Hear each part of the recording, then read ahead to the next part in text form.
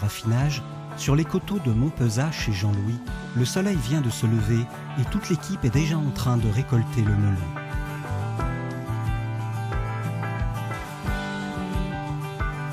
Il est 6h30.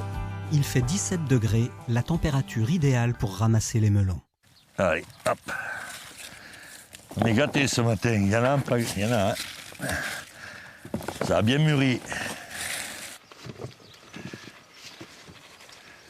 Et bien le ramassage à la fraîche permet de ramasser déjà un fruit de qualité optimale et puis de ne pas blesser un feuillage fatigué, flétri de pleine chaleur, quoi. Le dos courbé, Jean-Louis, sa femme Brigitte et quelques ouvriers s'affairent dans les rangées en pente. C'est un travail très physique, mais c'est avant tout une passion.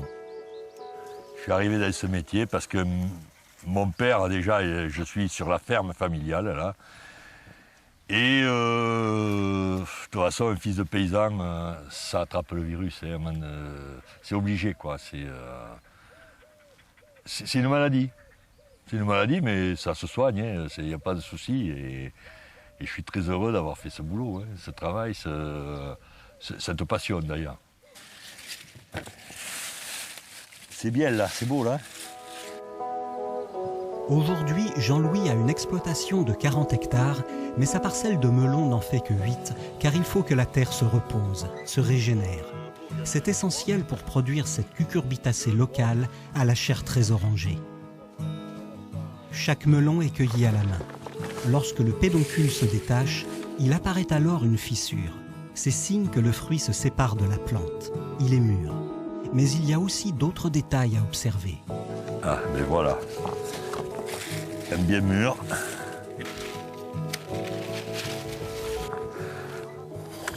La goutte rouge, c'est les symptômes de la maturité. Et c'est la sève du melon qui va et qui circule dans le melon.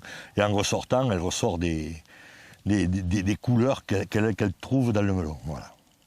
Et ça, c'est symptomatique du melon du Quercy.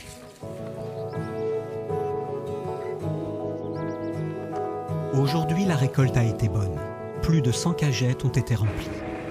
Pour autant, la journée n'est pas finie. Il faut trier les melons pour la vente. Les plus gros seront vendus par Jean-Louis au marché de Cahors, mais la majorité est destinée à la coopérative.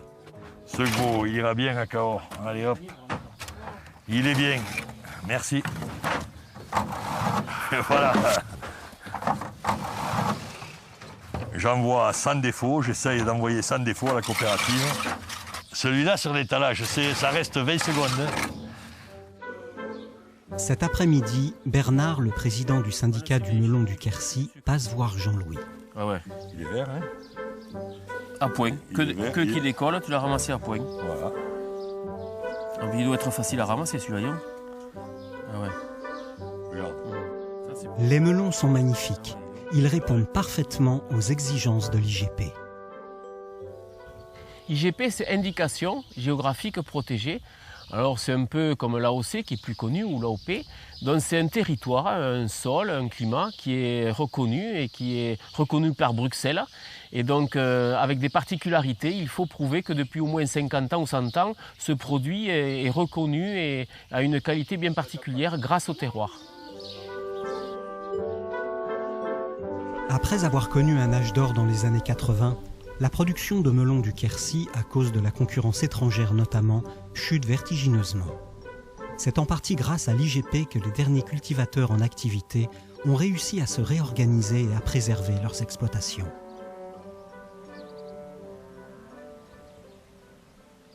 Et nous, dans le Quercy, il y a toujours cette vie, les producteurs qui font toujours du melon et qui vivent du melon du Quercy. Donc ça fait que le tissu rural est de plus en plus vivant grâce justement à ces producteurs de melon du Quercy, parce qu'il est de notoriété, quoi.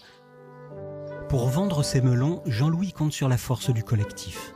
Il fait partie d'une coopérative qui lui permet, avec les autres exploitants, de mettre en commun leurs produits et de pouvoir les expédier partout en France. Couleur, poids, calibre, taux de sucre, Jérôme contrôle chaque lot qui arrive.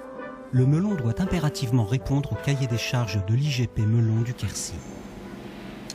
14,2. Sucre bien, hein? C'est pas mal. Ah ouais. Bon, ok, c'est parfait, hein? On peut le mettre en melon du Quercy. Donc, on va le casser en melon du Quercy, allez, on va faire le bon. Ok, Bon, allez, à jeudi. merci, à jeudi. Hein À plus. Salut.